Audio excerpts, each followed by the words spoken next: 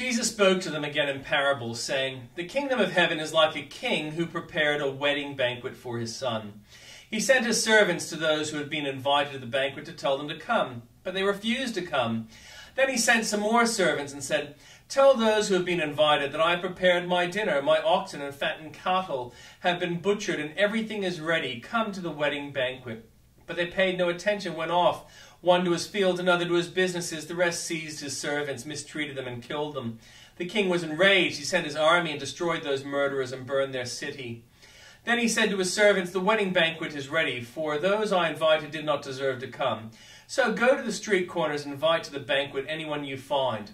So the servants went out into the streets and gathered all the people they could find, and bad as well as the good, and the wedding hall was filled with guests. But when the king came in to see the servants, he noticed a man there who was not wearing wedding clothes. He asked, 'How did you get in here without wedding clothes, friend?' The man was speechless. Then the king told the attendants, 'Tie him hand and foot and throw him outside into the darkness, where there will be weeping and gnashing of teeth. For many are invited, but few are chosen.' Then the Pharisees went out and laid plans to trap him in his words. They sent their disciples to him along with the Herodians. 'Teacher,' they said, 'we know that you are a man of integrity and that you teach the way of God in accordance with the truth. You aren't swayed by others because you pay no attention to who they are. Tell us then, what is your opinion? Is it right to pay the imperial tax to Caesar or not?' But Jesus, knowing their evil intent, said, 'You hypocrites, why are you trying to trap me? Show me the coin used for paying the tax.' And they brought him a denarius, and he asked them, 'Whose image is this, and whose inscription?' 'Caesar's,' they replied. Then he said to them, 'So give back to Caesar what is Caesar's, and to God what is God's.' When they heard this, they were amazed, so they left him and went away." And the Old Testament reading. "Then the Lord said to Moses, 'See, I have chosen Bezalel, son of Uri, the son of Hur, the tribe of Judah, and I have filled him with the Spirit of God, with wisdom, with an understanding, with knowledge, and with all kinds of skills, to make artistic designs for work in gold, silver, and bronze, to cut and set stones, to work in wood, and to engage in all kinds of crafts. Moreover, I have appointed Aholiab, son of Eshemach, on the tribe of Dan, to help him. Also, I have given the ability to all the skilled workers to make everything I have commanded you: the tent of meeting, the ark of covenant law with the atonement cover on it, and all the other furnishings of the tent, the table and its articles, the pure gold lampstand and all its accessories, the altar of incense, the altar of burnt offering, and all its utensils, the basin with its stand, and also the woven garments, both the sacred garments for Aaron the priest and the garments for his sons when they serve as priests, and the anointing oil and the fragrant incense to the holy place. They are to make them just as I commanded you.' Then the Lord said to Moses, 'Say to the Israelites, you must observe my Sabbath. This will be a sign between me and you for generations to come, so you may know that I am the Lord who makes you holy. Observe the Sabbath because it is holy to you. Anyone who desecrates it is to be put to death. Those who do any work on that day must be cut off from their people. For 6 days work is to be done, but the seventh day is a day of the Sabbath rest, holy to the Lord. Whoever does any work on the Sabbath day is to be put to death. The Israelites are to observe the Sabbath, celebrating it for generations to come as a lasting covenant. It will be a sign between me and the Israelites forever, for in 6 days the Lord made the heavens and the earth, and on the seventh day he rested and was refreshed.'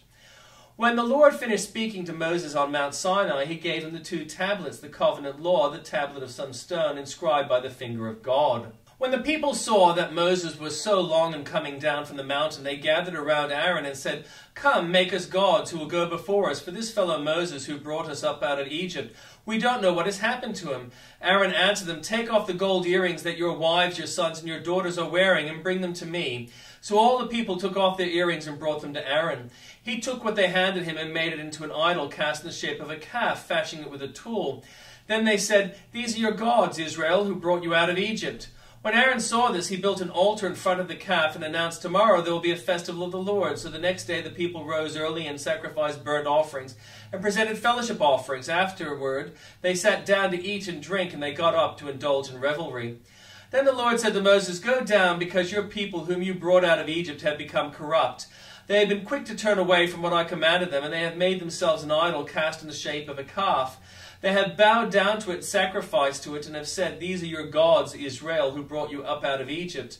"I have seen these people," the Lord said to Moses, "and they are a stiff-necked people. Now leave me alone so that my anger may burn against them and that I may destroy them. Then I will make you into a great nation." But Moses sought the favor of the Lord his God. "Lord," he said, "why should your anger burn against your people whom you brought up out of Egypt with great power and a mighty hand? Why should the Egyptians say it was with evil intent that he brought with them out to kill them in the mountain, to wipe out them off the face of the earth? Turn your fierce anger, relent, and do not bring disaster on your people. Remember your servant Abraham, Isaac, and Israel, to whom you swore by your own self. I will make your descendants as numerous as the stars in the sky, and I will give your descendants all this land I promised them, and it will be their inheritance forever." Then the Lord relented and did not bring on his people the disaster he had threatened. Moses turned and went down the mountain with 2 tablets of the covenant law in his hand.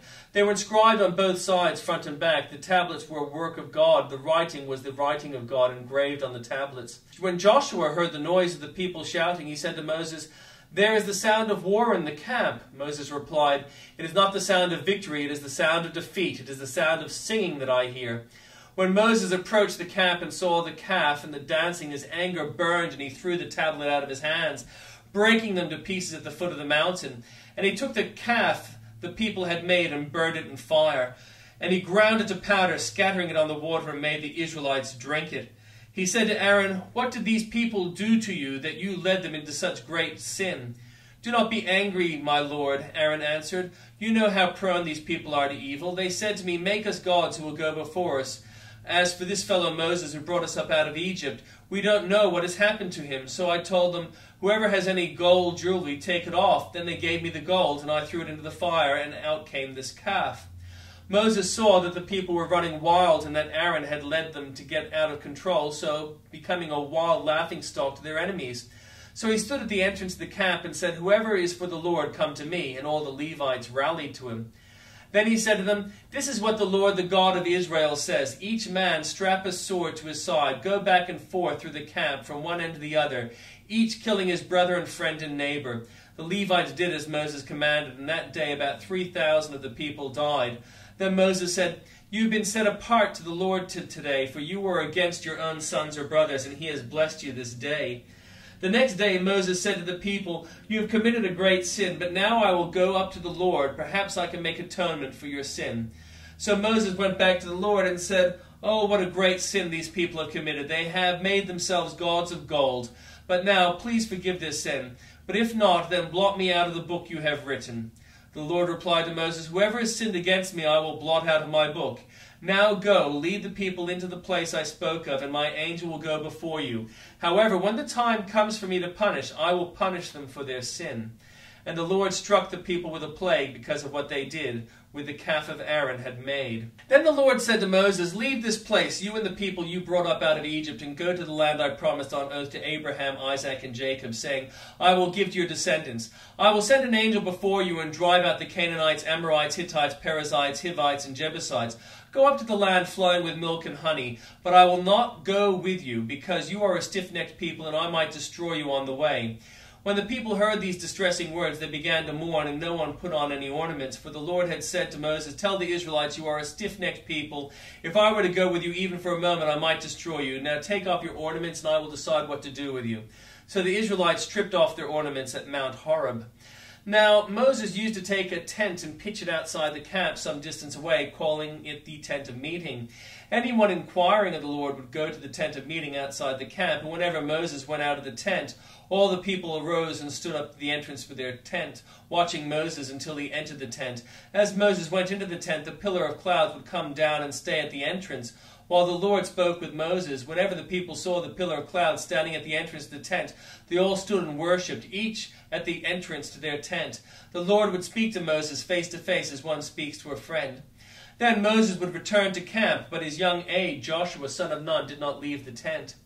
Moses said to the Lord, "You have been telling me, 'Lead these people,' but you have not let me know whom you will be sent with me. You have said, 'I know you by name,' and you have found favor with me. If you are pleased with me, teach me your way, so I may know you and continue to find favor with you.